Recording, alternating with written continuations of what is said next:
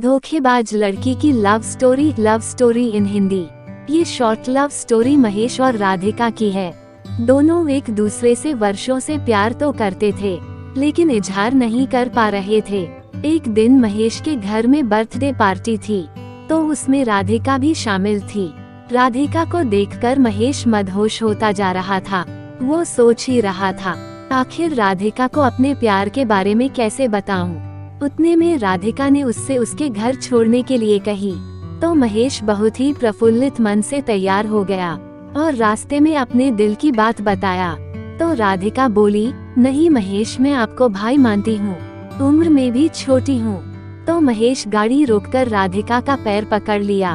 महेश ने कहा, बस मुझे आपके कदमों में रहना है। आखिर में राधिका मान गई और कॉल और व्हाट्सएप पर बात न करने का सलाह दिया। महेश भी उसकी हर बात को बिना किसी हिचक के एक्सेप्ट किया। इतने में उसका घर आ गया। महेश ने उसे उसके घर पर छोड़ दिया। अब उसकी लव स्टोरी की कहानी तो शुरू हो गई, लेकिन महेश के मन में कहीं न कहीं से कॉल पर बात न करने का गम था। उसे फील हुआ, राधिका पहले से ही किसी से अटैच है। मैं उसके खुशी में बाधा बन रहा हूँ। वो खुश है तो मेरा प्यार खुश है। इतना सब कुछ मंथन करने के बाद महेश ने लड़की से माफी मांगने का फैसला लिया। लगभग 2 दिन बाद महेश ने किसी तरह से लड़की से जाकर माफी मांगी। महेश ने बोला, राधिका मुझे माफ कर देना, मैं आपसे प्यार नहीं करता। इतना कहती ही राधिका पूरी तरह से शॉक्ड रह गई। आखिर प्यार के लिए जो बंदा पैरों पर गिर सकता है, वो अचानक माफी क्यों मांग रहा है।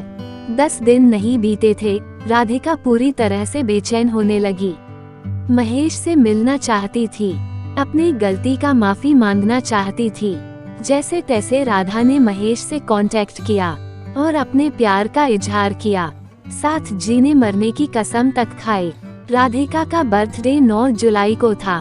बारिश और तूफान पूरी तरह से मजबूर कर रखी थी।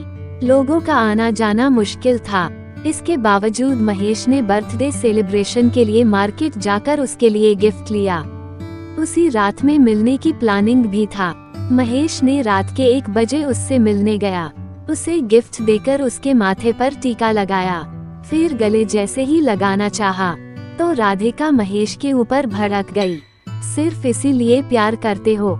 महेश एकदम शून्य हो गया, मानो उसके पैरों तले से जमीन खिसक गया हो। वहाँ से चुपचाप भीगी आंखों में आंसू लिए चला आया। दोनों की बातचीत बंद हो गई और अलग अलग रहने लगे। महेश के दिल पर जो चोट लगी थी, वो कभी नहीं भूल सकता था। उसके सारे कांटेक्ट को ब्लॉक कर दिया था। 2 महीने बाद राधिका ने अपनी फ्रेंड के नंबर से कॉल करके माफी मांगी, तो महेश ने साफ इनकार कर दिया।